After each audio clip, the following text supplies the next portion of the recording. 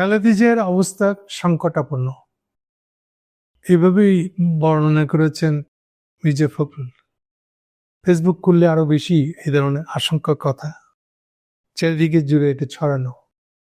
কেউ কেউ বলতেছেন যে এটা ক্লিনিক্যালি ডেড। আমি সত্য মিথ্যা জানি না। আসলে ফেসবুকে আলোচনার ঠেলায় পড়ে গেছে সবকিছু। আর তততেই কেটে নিয়ে আজকে সকাল থেকে আরেকটা আলোচনা শুরু হয়েছে। তারেক জিয়া কি দেশে আসবেন? মারা যাওয়ার আগে বা অসুস্থ অবস্থায় তারেক জিয়া কি একবার আমার সাথে দেখা করবেন, করতে আসবেন? এসব নিয়ে জল্পনা কল্পনা যখন তুঙ্গে, এরকম একটা অবস্থায় তারা যে নিজেই একটা স্টেটমেন্ট দিয়েছে।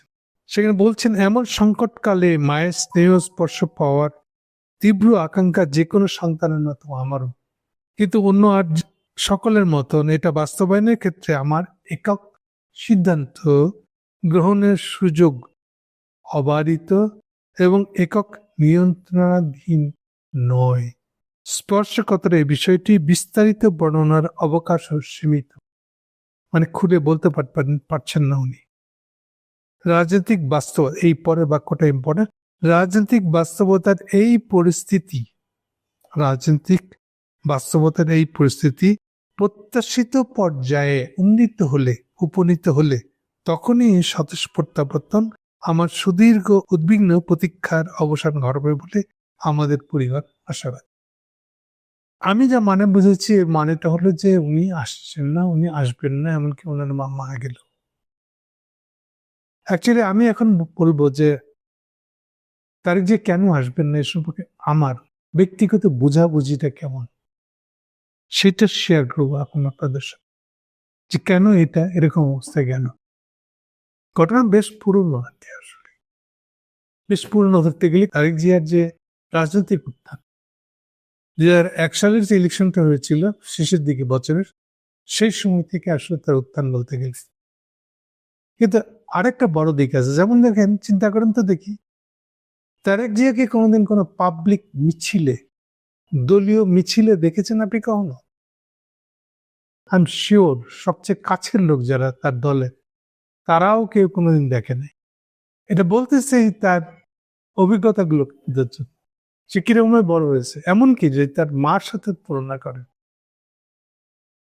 তার মা কিন্তু এরশাদের আমলের আন্দোলন করা মহিলা।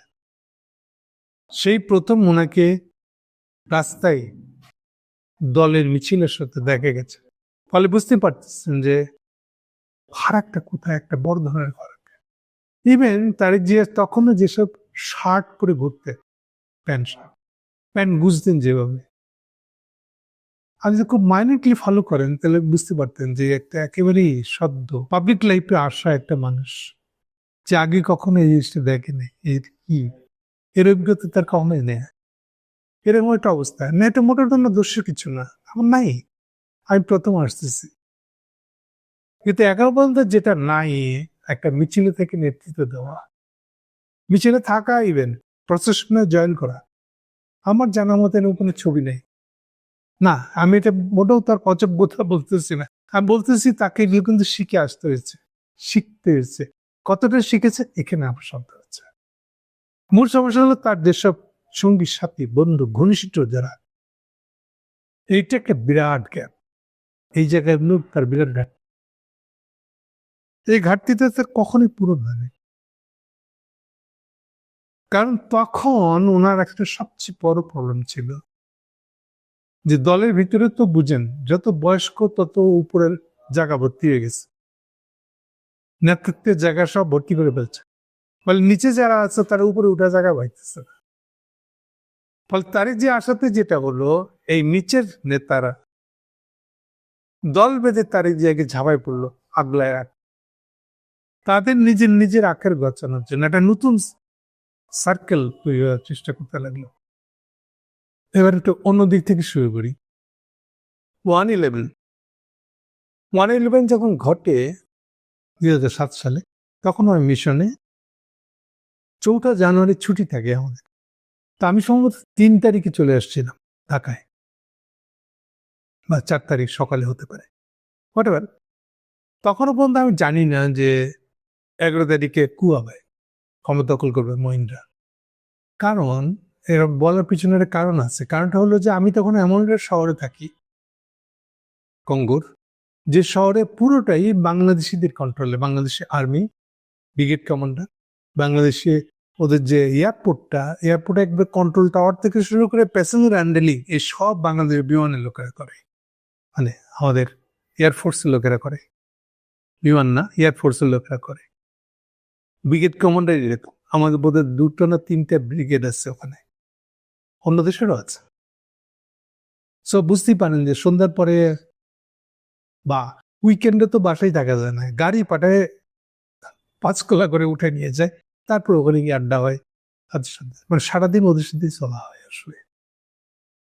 আর বাড়িটা ছিল অনেক বড়, তো প্রায় শুক্রবারে দিনের বেলাতে তারা দল বেঁধে চলে আসতো, বিশাল আমের বাগান ওলা বাড়ি, তো ওরাও আড্ডা মারতে সুযোগ পাইতে পারে। ফলে বুঝতে পারছেন কিরকম ঘনিষ্ঠভাবে থাকতাম। কিন্তু 4 তারিখে আসার আগে আমি জানি না যে 11 তারিখে হবে, কিন্তু ঢাকায় আসার পরে আমি পুরো জিনিসটা জেনে যাই। আমাকে এক্সাক্ট যে 11 তারিখে হবে 1/11, এটাও আমি জানতে পারি। কারণ ততদিনে আবার আরেকটা বলে দিই আপনাদেরকে, যে বাংলাদেশের আর্মি যখন চেঞ্জ হয় জানেন নিশ্চয়ই যে প্রত্যেকবার 1 বছরের জন্য দেয় সবাই, 1 বছর শেষ হলে ওটা ফেরত চলে আসে, নতুন আরেকটা 1000 জন যায় এক একটা দেশে। সো এগুলো অলওয়েজ হয় ডিসেম্বরের দিকে চেঞ্জটা হয়। ফলে আমার আগের ব্যাচ যারা ছিল তারা সব দেশে এসে গেছে। ও ধরনের কিছু অফিসার আমাকে এসে বলেছিল যে কি হতে যাচ্ছে, হওয়ার পরেও বলেছিল, হওয়ার আগেও বলেছিল। বলে আমি জানতাম যে এগুলো সব করতে যাচ্ছে। ওদের কাছ থেকে শোনাল না কাহিনী, আমি ফেরত যাওয়ার পরেও শুনেছি। এমনকি দেখেন যে ক্যাপ্টেন তারেক জিয়ার হাওয়া ভবনের বিশেষ লক ওয়ালা যে তার রুমটা ছিল, সেই রুমটা ভাঙছে যে ক্যাপ্টেন, সে আমাকে বর্ণনা করতেছিল কেমন করে তারা এই কাজটা করে। পরে বুঝতে পারেন ও যথেষ্ট ঘনিষ্ঠতা ওদের সাথে আমার। এক পর্যায়ে ওদেরই লোকজন বলল আমাকে, প্রকল্পটা যা দাঁড়াইছে তা হলো যে ওরা মূলত খেপা। শেষের দিকে 6 সালের দিকে তারেক জিয়া এবং গিয়াসউদ্দিনের বিহেভিয়ার আর্মি অফিসারদের সাথে, যত সিনিয়র অফিসারই হোক না কেন, হয়তো ধরেন যে সেকেন্ড টাইম ফোন করে বলছে, আরে বাপ মা তুলে গালাগালি করতো নাকি, তোকে বলছি না ফোন করবি না, আবার করছিস, এই বলে গালাগালি দেয়। যতজনের কাছে আমি শুনছি এই গালাগালির কথা শুনছি। এমনকি নেভি যারা, তারা তো আরো বেশি করে ডিউক নামে অভিযোগ তাদের। ডিউক আর তার মামা, ডিউক মানে বুঝছেন নিশ্চয়ই, ডিউক আমার ক্লাসমেট ছিল কলেজে থাকে। সারাদিন এগুলার এই অভিযোগই শুনতাম আমি, যে ওদের দিক থেকে বাসুটা কি। ওরা সেই জন্য বলেছিল আমাদেরকে যে তারা এই ক্ষোভ থেকে, যে জিয়া আমাদের কাছে একটা, সবার কাছে খুবই গুরুত্বপূর্ণ, স্যালুট মারার মতন একটা লোক, যে লোকটা শেখ মুজিবের পরে বাংলাদেশ আর্মিকে কে যদি গুরুত্বপূর্ণ তার বৈশিষ্ট্য আরোপ করে দিয়ে থাকে, একদম রিয়েলি একটা স্বাধীন সার্বভৌম দেশের আর্মি হিসেবে কেউ যদি বাংলাদেশকে গড়ে তুলে থাকে, বাংলাদেশের আর্মিকে গড়ে তুলে থাকে, এই লোকটার নাম জিয়াউর রহমান। ফলে উঠতে বসতে তারা যেরকম নাম শুনে সালাম করে, জুনিয়র হোক আর সিনিয়র হোক, মোস্ট সিনিয়র হলেও সে সালাম দেবে, নাম করা মাত্র সালাম দেবে, এরকম। তো ওরা বলতেছে যে এই লোকের ছেলে আমাদের এরকম এত গুরুত্বপূর্ণ একটা লোকের ছেলে এরকম বিহেভিয়ার কেন। তা আমি শুনতে আমার তো কিছু বলার ছিল না আসলে। আমার যেটা আন্ডারস্ট্যান্ডিং হয়েছে এখানে, যে কোনো কারণে হোক এই যে সম্পর্কটা ভেঙে গেছে, এটারই একটা পর্যায়ে তারা যখন 1/11 পরে সম্ভবত তাকে গ্রেপ্তার করেছিল মার্চ মাসে এসে, ওটাও বোধহয় কোনোটা 11 তারিখ ছিল, তাকে গ্রেপ্তার করে নিয়ে যায়। গ্রেপ্তার করার পরে এই যে মারধরটা হয়, ওখানে তাকে একদম মাথার উপরে তুলে ছেড়ে দেয়, মাটিতে পড়ে তার শির দ্বারা ভেঙে যায় বা চোট পায়, হোয়াট এভার। এটা তার জীবনের সবচেয়ে খারাপ অভিজ্ঞতা। আর সেনা সদস্যদের দিক থেকে জাস্টিফিকেশন কেন এরকম বিহেভ করবে সে, এখন এটা পক্ষে বিপক্ষের আমার কোনো জায়গা নেই। আমি জাস্ট বর্ণনা করতেছি আপনাদেরকে। মূলত দ্বন্দ্বটা এখান থেকে হলো, কিন্তু এই কালে সে আবার সে লন্ডনে গেছে, চিকিৎসা করছে, মোটামুটি এখন সেরে গেছে, সে হাঁটতে চলতে পারে নর্মালি, আমি যতটুকু দেখে বুঝি। কিন্তু একালে যেটা ঘটলো মারাত্মক। আমার অভিজ্ঞতাটা সম্ভবত 22 সালে, 21 বা 22 সালে আমি যখন জানতে পারি সে কমপ্লিটলি অ্যান্টি আর্মি হয়ে গেছে। বলার চেষ্টা করছে যে সে আর্মি সম্পর্কে তার অভিজ্ঞতা খুব খারাপ। স্পেসিফিক্যালি বলছে আমার অভিজ্ঞতা খুব খারাপ। মানে হলো আর্মির সাথে সে কোনো আলাপ, কোনো ডিল, কোনো আলোচনা কিচ্ছু করবে না। কেন না? তার অভিজ্ঞতা খারাপ। ওকে, হতেও পারে একজন, কিন্তু তাহলে ওই সেখান থেকে এই কথাগুলো আসছিল যে তার হাসিনাকে ফেলবে কে? তার মনে যে ইমাজিনেশনটা সেটা হলো যে আমি আমেরিকান দেশে, ওটা বাইডেনের আমল 22 সাল, এই যে 3 বছর আন্দোলন করলো, ওটার শুরুর দিকটার কথা বলছে যে তারা আন্দোলন করবে, সরকার ফালাবে, কিন্তু ফালানো যে সব দায়িত্ব আমেরিকানদের। আমি জানি না কিভাবে করবে। এই জন্য তারেকের পজিশন ছিল যে হাসিনা কি করে প্রোগ্রাম যাই না, কিন্তু হাসিনা পড়ে গেলে পরে 3 মাসের মধ্যে ইলেকশন নিতে। এই কথাগুলো ওখান থেকে আসছে। আচ্ছা, ধরে নিলাম যে সে আর্মির সম্পর্কে খুব বিতৃষ্ণা, কিন্তু আসলে কি তাই? আমি আবার হোঁচট খাই এই জায়গায় এসে। কেন? যখন আমি জানতে পারি যে অলমোস্ট প্রতিদিন ওয়াকারের সাথে তার কথা হয়, সেই কথা এমনকি মির্জা ফখরুল পর্যন্ত তার জামাইয়ের সাথেও দিয়ে একদিন হয়েছে, তখন হিসেবটা মিলে না আসলে। আবার একই সাথে সে ইন্ডিয়ার সাথে যেভাবে খাতির করে চলে, কথা বলে, মানে এগুলো মিলল না তো। তাহলে হিসেবটা তার মতন করে যদি আমি ধরি, তার হিসেব মিলল না যে তাকে, মানে তাহলে তার পছন্দের আবার ওয়াকার কেমনি তার পছন্দ নয়, সেও তো জানে, সেও তো আর্মির লোক। তার যদি একটা অ্যান্টি আর্মি পজিশনই থাকে তো মিলল না ওর সাথে। আবার আপনি যদি অ্যান্টি আর্মি হয়, আবার যদি আপনি ইন্ডিয়ার সাথে সম্পর্ক রেখে ক্ষমতা যেতে চান, তাহলে কি মানেটা কি দাঁড়াবে আসলে? মানেটা খুব ভয়াবহ কিছু একটা। সো এইখানে এসে আমি মনে করি কনসেন্ট্রেশনটা এখানে দিতে হবে আমাদেরকে, ওকে বোঝার জন্য। উনি সবচেয়ে বড় এই যে কন্ট্রাডিকশন গুলা, মানে উনি বলতে যাচ্ছে ওনার পছন্দের একটা আর্মি হলে তার সাথে কথা বলবে, সম্পর্ক রাখবে। এটি তো আসলে দাঁড়ায় গেছে ফাইনালি। ওয়াকার যার সাথে ইন্ডিয়ানদের অনবরত কথা হচ্ছে, কখনো প্রকাশ্যেই বলে, কখনো তো আপনি বুঝতে পারেন যে তার সাথে কথা হচ্ছে। আর আমি তো আপনাদেরকে বলেছি যে রয়্যাল স্টেশন চিফের সাথে হোল আর্মি সম্পর্ক আছে, সেগুলো কয়েকবার রেফারেন্স আমি দিয়েছি আপনাদেরকে। তাহলে ব্যাপারটা দাঁড়ালো কি আসলে? বটম লাইনটা বলে দিই তাহলে এবার আপনাদেরকে। দেখেন, কম বেশি আমরা সবাই জানি যে হাসিনাকে উৎখাত করে ফেলে দিতে গেলে আপনাকে আর্মির ভিতরে প্রথমে একটা কুকুর পেয়েছে, একটা টেক ওভার হয়েছে, কারণ সবই তো প্রো হাসিনা। আর্মিকে তো সে বাইরে অন্য কোনো সাজাই নেয় হাসিনা। তার উপর আবার তার এই সিদ্দিকি আছে, তারেক সিদ্দিকি আছে। ফলে এই পরিস্থিতিতে আপনি যতক্ষণ না ওটার উপরে দখল নিতে পারতেছেন, ততক্ষণ তো আপনার পক্ষে হাসিনাকে ফালানো করা সম্ভব নেই। এটা খুব ক্রুশিয়াল পয়েন্ট ছিল আসলে, এবং তাই ঘটেছে। তাহলে এখন কনক্লুশনে আসি। তাহলে এখন তারেক এমন কোনো যোগাযোগ সম্পর্ক রাখতে পারবেন না যেটা তার ক্ষমতায় যাওয়ার বিরুদ্ধে যাবে। কেন? তারেক এমন ভাবে ক্ষমতায় আসতে পারে না যাতে যারা হাসিনার বিরুদ্ধে পদক্ষেপ নিয়েছিল সেসব সেনাবাহিনীর সিনিয়র অফিসাররা কোতল হয়ে যায়। আর একবার হাসিনা ক্ষমতা নেওয়ার মতন দেখে, হাসিনা ক্ষমতা নিয়েছিল 2009 সালের ফার্স্ট উইকে, 2 মাস যেতে লাগে নাই, 25শে ফেব্রুয়ারি পিলখানা ঘটেছিল। এখন যারা হাসিনাকে উৎখাত করেছিল সেই অফিসারে কি চাইবে যে এমন কেউ ক্ষমতা আসুক যে ইন্ডিয়ার হাত ধরে ক্ষমতা আসতেছে? ন্যাচারালি সে তো আরেকটা পিলখানা করবে।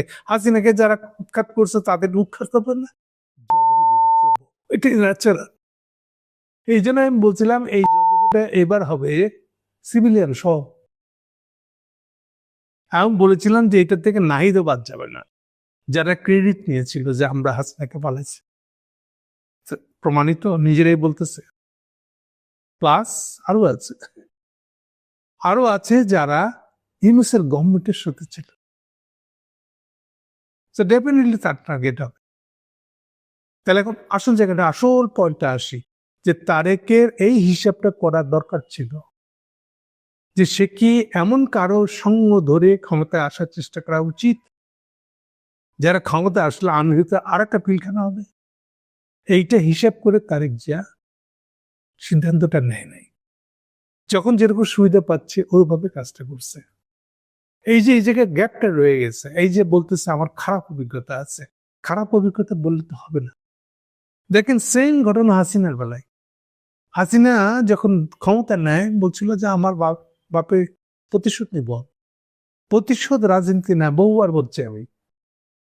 তাই হাসিনার শাসনটা শেষ পর্যন্ত কি হলো দেখেন। এখন হাসিনার জীবনে বাংলাদেশ ঢুকতে পারবে কিনা এরকম সন্দেহ তৈরি হয়ে গেছে। দল তো দূরে থাক, প্রতিশোধ রাজনীতি নেই। 17-16 বছরের যে ইন্ডিয়ান হেজিমনিটা, এটার পিছনে আপনার প্রতিশোধটা ছিল দায়ী। আসলে প্রতিশোধটা রাজনীতি নেই, কিন্তু রাজনীতি বলে চালাই দেওয়ার চেষ্টা করতে হবে না। ঠিক সেম পয়েন্টে তারেক জিয়ার সচেতনতা নাই, কম বলে বলবে নাই আসলে। তাহলে এমন কারো হাত ধরে সে বাংলাদেশের ক্ষমতায় আসতে পারবে না, যেটা আসলে একটা আর্মির ভিতরে পিলখানা বানাবে। কেন হাসিনাকে উৎখাত করা হলো, এই প্রসঙ্গে ইন্ডিয়ানরা এটার প্রতিশোধ দিতে চাইবে। সেই ইন্ডিয়ার সাথে হাত ধরে কি তার যে ক্ষমতা আসতে পারবে না? আসাটা সঠিক একটা ফর্মুলা। তাহলে এইটাই আবার উল্টো করি, তাহলে এখন আমার যারা শারীরিকভাবে আমাকে অক্ষম করেছে, আমার অভিজ্ঞতা খারাপ যাদের সাথে, তাদের উপর আমি প্রতিশোধ দিব, তাই হয়ে যাচ্ছে না? তো তারেক জিয়াও কি প্রতিশোধ নিতে আসবে ক্ষমতায়?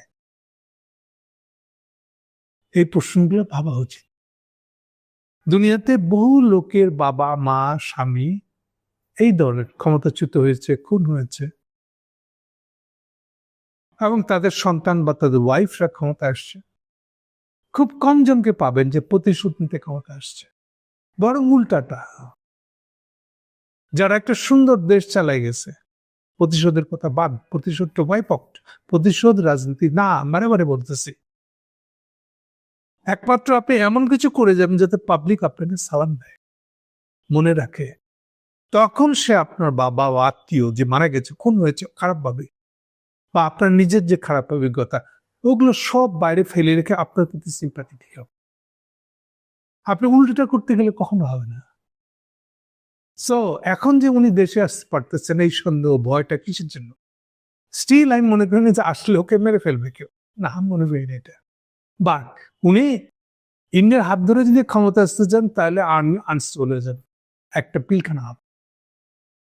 আমি বিশ্বাস করি যে এটা হবেই, এটা এড়ানো যাবে না। এটা এড়াতে পারে যদি উনি সঙ্গ উদ্দেশ্যগুলো সঙ্গে কাদেরকে নিয়ে আসবে ক্ষমতায়, এইগুলো যদি আপনি ফয়সলা করেন, বুদ্ধি বিবেচনা করে একটা সিদ্ধান্ত যদি না আনেন, তাহলে এই প্রবলেম হবে। এটা হলো একটা পয়েন্ট।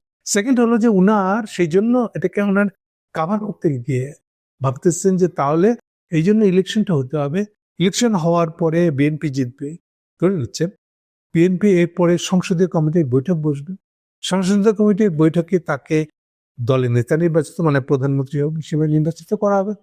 তারপরে উনি বিদেশ থেকে দেশে আসবে। এর আগে উনি এই জন্য ফিল করেন না, স্বস্তি ফিল করেন না। This is the original point. ফলে এখানে মা বিছানায় কিনা, মা মারা যাচ্ছে কিনা, এগুলোর দিকে মনোযোগ দেওয়ার মতন অবস্থায় নাই। যেভাবে ভাবেন উনি, সেই জায়গাতে এটা কোনো অবস্থা নেই। এই হচ্ছে মূল পয়েন্ট। আমি মনে করি এগুলো কি কোনো সমাধান উনি করতে পারবেন? এটা আমার কাছে বিরাট প্রশ্ন। আই মিন ডাউট, ঘোরতর সঙ্গে সন্দেহ আছে। এবং আমি মনে করি উনি যতক্ষণ, এই যে পয়েন্টটা বললাম আমি, যে উনি দেশে আসতে পারবেন না ইন্ডিয়ার হাত ধরে, এটা হতে পারে না। উনি না, যে কেউ যে আসতে যাবেন বাংলাদেশে আরেকটা পিলখানা হবে। আর পিলখানা কেন, এনিথিং হবে, এটা কোনোভাবে বাংলাদেশে বলে দেওয়া। ফলে আপনার ক্ষমতা আসবার যে পরিকল্পনা, এই পরিকল্পনা যতক্ষণ এটার সঙ্গে সামঞ্জস্যপূর্ণ না হবে, ততক্ষণ এটা আর্টটা বিপর্যয় ডেকে নিয়ে আসবে ক্ষমতায়। আমি এতক্ষণ যা বললাম এগুলো আসলে আমার বোঝাবুঝি, নট নেসেসারিলি আপনাদেরকে বিশ্বাস করতে হবে এটা। জাস্ট শুনলে ফেলে রাখেন পাশে। বাস্তবে যা ঘটবে পরে তখন দেখা যাবে। ফলে আমাকে বিশ্বাস করার কোনো দরকার নেই, জাস্ট একটা মানুষের এটা ধারণা শুনলেন মাত্র। Thank you.